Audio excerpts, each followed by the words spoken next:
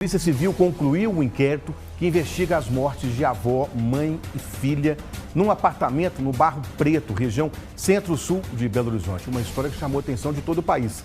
Ao vivo, os detalhes com a repórter Shirley Barroso. Shirley, bem-vinda, bom dia. Qual foi o resultado? Qual foi a conclusão desse inquérito? Bem-vinda. Ei, Lair, muito bom dia para você, para quem está acompanhando o nosso balanço geral. Lair, a polícia concluiu que foi um homicídio seguido de suicídio. A Daniela Antonini, de 42 anos, estava passando por vários problemas pessoais e decidiu não só acabar com a própria vida, mas também com a da mãe, da filha e dos cachorros, né?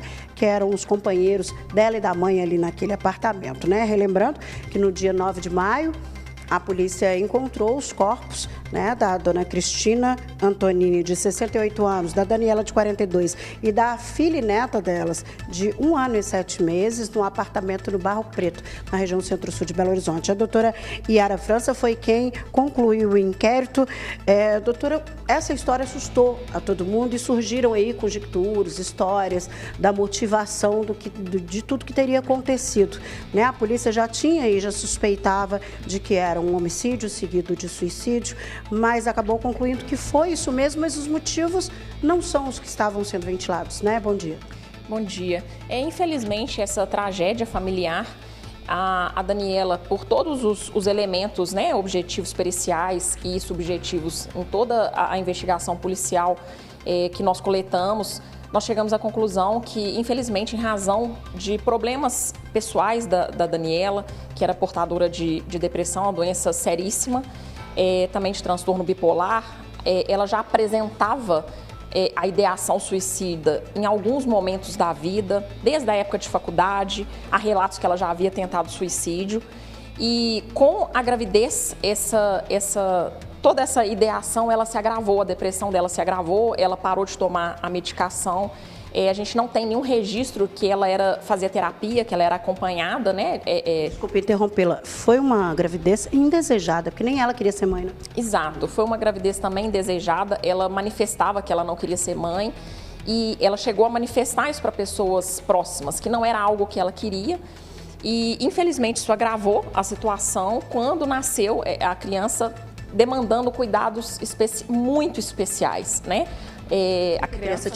A criança, infelizmente, nasceu com algumas questões congênitas, com ausência de ligação do esôfago com o estômago, e ela demandava o uso de sonda, inclusive sonda no cérebro, pela qual ela passou por uma cirurgia recente, e ela conseguiu retirar essa sonda no cérebro, mas não conseguiu retirar a sonda do estômago. E isso abalou muito a Daniela, porque os médicos disseram que a criança só poderia ser novamente submetida a uma cirurgia daqui a 10 anos. E essa sonda demanda a troca a cada 3 horas. Isso demandava a presença física, né, com a criança da Daniela o dia inteiro, 24 horas por dia. E ela ainda trazia essas outras questões de que ela não queria muito o contato da criança com a família paterna. É bom a gente lembrar que a família paterna da criança provia alimentação, plano de saúde, todos os gastos dessa criança, né? Ela dificultava o contato da criança com o pai, mas ele cumpria com as suas obrigações. Ele cumpria, ele conseguiu o jeito dele, digamos assim, né? Através de tia, através da mãe dele, né? Da avó paterna, ele conseguia esse intermédio para poder ver realmente a filha. Ele retornou do interior para a capital também e ele tinha essa presença. Porém, a Daniela, desde o princípio, né, assim que ela... Foi um namoro muito breve, né? Foi um namoro de 3 meses no total, onde ela acabou engravidando, algo que fugiu da vontade dela. Isso, ela estava em outra cidade, né, no interior. Ela retornou para Belo Horizonte e assim que ela engravidou, ela teve uma desavença com ele, de vias de fato, e pediu medida protetiva, o que dificultou mais ainda esse contato do pai com a criança, porque ele não podia chegar perto da mãe, que estava o tempo todo com a criança. Como é que era a condição financeira delas, tanto dela quanto da mãe? Isso foi algo aventado por ela, né, pela própria Daniela, em uma dos desabafos que ela fazia nas agendas dela, dessa dificuldade financeira. Cristina chegou a ser, era dona de imobiliária, ela agora estava aposentada, ela recebia pensão. Foi inclusive através dela que elas alugaram esse apartamento do Barro Preto, né? Através da imobiliária da própria Cristina. A Daniela não trabalhava, mas ela recebia muita ajuda, inclusive... Até porque tinha que ficar por conta da filha. Exatamente, até porque ela tinha que ficar o tempo todo, né, por conta da criança. Mas ela recebia ajuda, inclusive, da família de outros relacionamentos que ela teve. As pessoas, principalmente após o nascimento da Giovana, as pessoas auxiliavam muito financeiramente, porque sabiam que era uma condição muito sensível. Agora, apesar dela receber toda essa ajuda, delegada, a senhora esposa aqui, que ela recebia ajudas de amigos, de parentes, ela não deixava que ninguém entrasse no apartamento, né? Era muito discreta, muito reclusa, tanto ela quanto a mãe. Sim, eram pessoas que quando estavam fora de casa, né? Quando nos poucos momentos que elas tinham sociais, inclusive com essas familiares de um relacionamento anterior, elas pareciam pessoas muito alegres. Porém, elas, volta e meia, externavam um pessimismo com a vida de forma geral. Então, no próprio apartamento, todos os funcionários do edifício dizem que em 2 anos elas nunca receberam visita. Elas alegavam que o apartamento estava sujo, barulhento, por conta dos 4 cachorros. Elas não passeavam com esses cachorros, elas não tinham muita interação social com a vida mesmo. Elas ficavam de forma muito reclusa dentro do apartamento, o que acreditamos, né? Obviamente não somos médicos, nós acreditamos que isso pode ter agravado demais a depressão dela. O que aconteceu da morte delas? Como é que isso aconteceu? O que a polícia conseguiu concluir com relação a isso? Porque os corpos foram encontrados no dia 9, já em estado de decomposição. Quando é que aconteceu essa morte? Como foi? Nós não podemos cravar isso categoricamente, mas acreditamos por todos os elementos colhidos que a Cristina ela foi vítima de homicídio. Ela não teve essa participação nessa ideação de autoextermínio e de homicídio da criança. Muito em razão dessa vida pregressa da Daniela, né? A Cristina, inclusive, ela tinha convicções religiosas. Lembrando que a Cristina é avó. A Cristina, a avó, de 68 anos, ela tinha essas convicções de contra, ela não aceitava suicídio. Esse assunto ela chegou a discutir sobre esse assunto com uma pessoa conhecida, muito em razão da depressão da Daniela.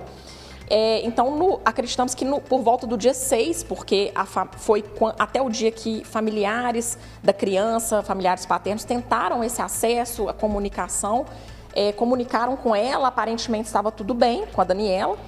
E na noite do dia 6, a Cristina fez o uso da medicação ao qual ela já estava acostumada a fazer uso para poder dormir. Ela foi dormir no quarto dela e, posteriormente, a Daniela foi até o quarto, colocou algumas bandejas com carvão, improvisou um braseiro com óleo de cozinha, colocou os 4 cachorros dentro desse quarto, vedou a janela com fita adesiva, colocou um cobertor na passagem de ar da porta do quarto e deitou com a criança. E acabaram acordando já falecidas as 3 em razão de asfixia pelo monóxido de carbono. O que faz a polícia concluir nesse homicídio, né, conseguido em suicídio também, é a própria carta que ela deixou, né, externando tudo isso.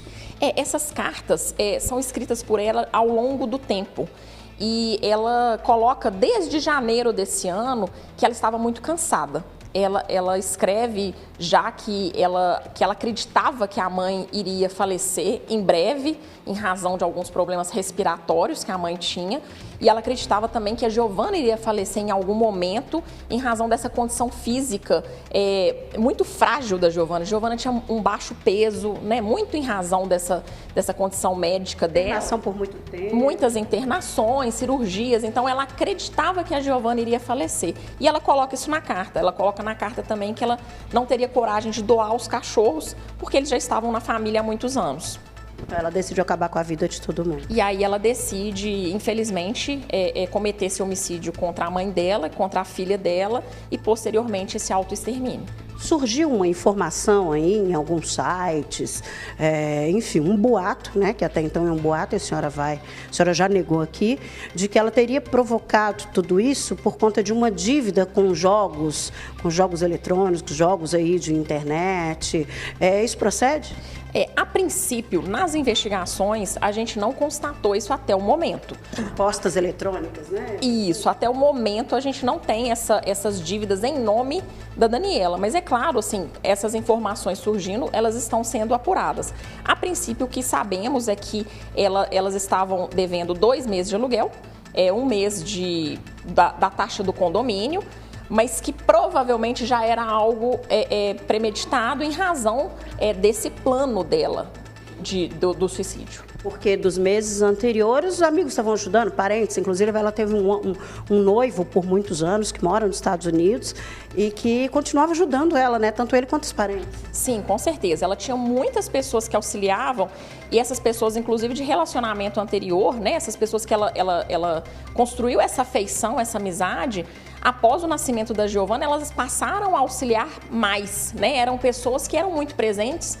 Em razão da condição até física, né, médica da criança, sabiam que a Daniela precisava de ajuda e essas pessoas constatavam que ela realmente precisava de ajuda, mas em muitos momentos ela negava receber essa ajuda.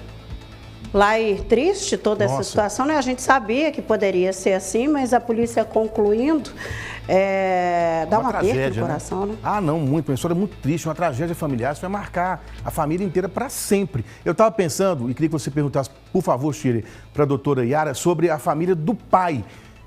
Se em depoimento alguém disse da dificuldade de relacionamento, de convívio, como é que era o convívio? Você falou um pouquinho, mas se em depoimento eles disseram mais aspectos de convivência com a família. É aquilo que eu já havia, inclusive, perguntado à senhora na coletiva, né? Ela teria externado nas redes sociais sobre a dificuldade dela de cuidar da filha, a ausência do pai. O que a senhora ouviu dos familiares? Existia essa ausência mesmo? Eles tinham dificuldade de ter acesso à criança? Como é que era? Em razão da medida protetiva, né, que ela estabeleceu contra ele na época da gravidez, naturalmente, né, tem uma dificuldade maior de acesso do pai à criança. Porém, ele, através da tia, através da mãe, ele pegava a criança aos finais de semana e muito do questionamento dela, por exemplo, era da presença física do pai no hospital, quando ela ficou 30 dias com a criança internada. Ela questiona muito em razão por que o pai não poderia estar ali. Só que ela não tinha essa comunicação direta com ele também. Então, ele não sabia, né? A princípio, ele não sabia nem que ele poderia ir até lá, porque existia sempre, são questões muito sensíveis, né? Quando a gente tem essa medida protetiva, dessa aproximação. Ela poderia chamar a polícia militar para ele, a aproximação dele. Então, são questões muito sensíveis, porém, por tudo que nós apuramos, foram várias pessoas entrevistadas e todas são unânimes em dizer que existia, sim, uma ajuda, inclusive afetiva, não só financeira, por parte dessa família do pai. E era um medo dela, que ela chegou a externar também, o fato de ela estar desempregada, para poder cuidar integralmente da filha, de ele pedir a guarda da criança. Então tem essa manifestação dela também e por todas as pessoas, desde amigos de época de faculdade, dizem que infelizmente ela tinha essa mudança de humor muito brusca e ela tinha esses episódios de depressão às vezes muito bruscos, onde ela ficava sumida por muito tempo, onde em algum momento um combinado de ir a um cinema, ela simplesmente não ia, dizendo que não tinha condições de sair de casa. Então, era uma pessoa que não fazia terapia e, em alguns momentos, deixava de tomar a medicação. Então, isso ainda aliado a esse cansaço materno, né? Com certeza foi algo que pesou muito para ela. Agora, tanto é que foi a família, né? Foi a mãe do pai, a avó paterna, que insistiu para que a síndica fosse até o apartamento verificar o que estava acontecendo, porque eles não conseguiam contato. Exatamente. A família paterna tinha sempre esse contato, como ela não permitia que o pai fosse até o prédio, a avó paterna ou a tia paterna faziam essa intermediação. Ela nunca permitiu que elas subissem até o apartamento, mas elas pegavam a criança na portaria. E a Daniela havia permitido que o pai tivesse um contato na sexta-feira anterior aos fatos com a criança, por somente 2 horas. E a avó foi até lá para poder pegar a criança e não conseguiu. mas a família paterna sabia que isso era algo corriqueiro, que a Daniela muitas vezes combinava algo e sumia, e no final do dia ela tinha uma justificativa sobre o motivo de não ter cumprido o combinado de deixar essa visita à criança. Mas, com o passar dos dias, né, a avó paterna sempre insistindo, ela começou a achar aquilo muito estranho, porque esse desaparecimento estava ficando maior, né, mais longo, mais prolongado, e com essa insistência da avó, que ela já tinha procurado o prédio, dizendo dessa ausência. E aí, no dia 9, somente com a vizinha da porta dos lados dizendo que havia um forte cheiro de gás, que sabemos que é um cheiro, infelizmente, de decomposição dos corpos, é que foi acionada a Polícia Militar, juntamente com a síndica profissional, mas quem realmente trouxe essa notícia foi a avó paterna. Doutora, é uma tragédia, né? Que acaba que a polícia conclui esse inquérito e ele, juridicamente, ele é arquivado, né? Ele é arquivado, né? Em razão, foi cometido um crime, né? Esse homicídio, esse duplo homicídio, porém, ao mesmo tempo, quase que concomitantemente, o autoextermínio da autora, então encaminhada à justiça solicitando o arquivamento das investigações. Obrigada, doutora Yara França. É uma história triste que a gente conta, né, Lair? Porque a gente vê toda uma família, né? Uma família inteira, né? Vó, mãe, criança, que tem a vida tirada assim, tirou a possibilidade, inclusive, do pai conviver e ajudar a cuidar dessa menina, enfim. Aí a gente não tem nem que ficar julgando, né, as pessoas, quem morreu, quem fez. Não existe nenhum julgamento, né, diante dessa tragédia toda. Obrigado, Shirley. Um abraço para a doutora Yara. Chama atenção, é um alerta.